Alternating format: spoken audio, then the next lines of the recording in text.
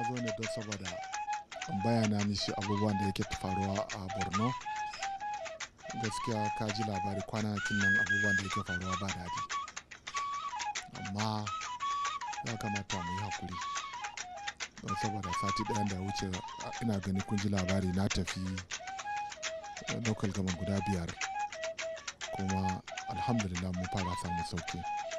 Na zo ne faɗa gaskiyan ma shugaban kasa domin dole sai ya ji gaskiyan kafin ya dauki mataki. Wasu zuba sai ya su gaya mishi gaskiya ma mun zo mun gaya mishi gaskiyan ga abin da yake faruwa kuma fi sabilillah ya gamsu da abubuwan da na gaya mishi. Mu tashi mu tsaya don saboda mu tabbatar cewa mun samu sauki a wannan rashin lafiya. To, na gani dai kwanan nan sojoji sun ba mu goyon baya.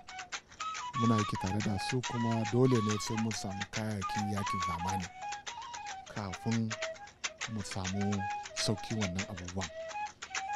Kuma ina fata insha Allah mun gaya ma president kuma president ya bani tabbaci cewa za mu yi aiki tare don saboda mu kawo sauki. Ni a matsayin na gwamnatin Borno ne ya kamata zan yi.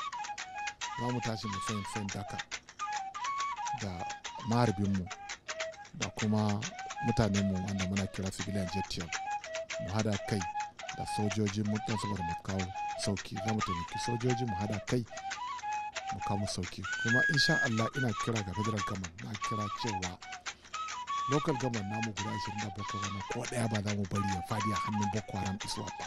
Ban ga dalilin da ya sa za mu bari ba.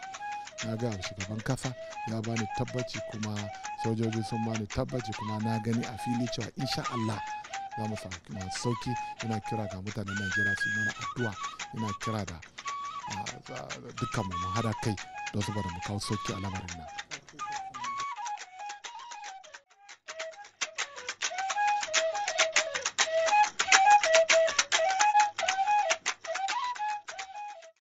Insha Allah suna kan yi don saboda abubuwa da yawa ne.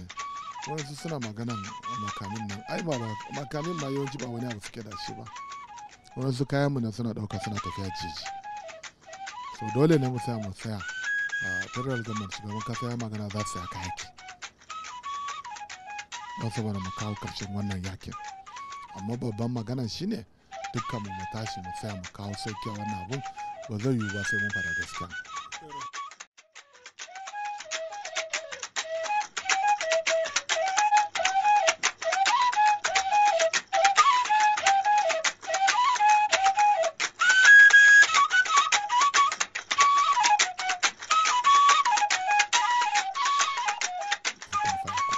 Ba abin da zai sami dan adam sai alfaci Allah ya ce kun.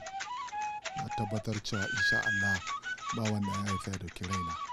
Kuma bayan haka jama'a tumbayin da ma miliyan 8 dole mu tashi mu tsaya. Ka zanna a cikin dakin ka kai kana shiga ba mai amfani shi dole ne mu fita mu kare rayukan mutanen mu. Wannan muna fita daji sojojin ma suna gan mu suna jin daɗi don saboda sun gangam na ya fita a cikin masifan nan. Kuma alhamdulillah insha Allah za mu samu sauki. Assalamu alaikum.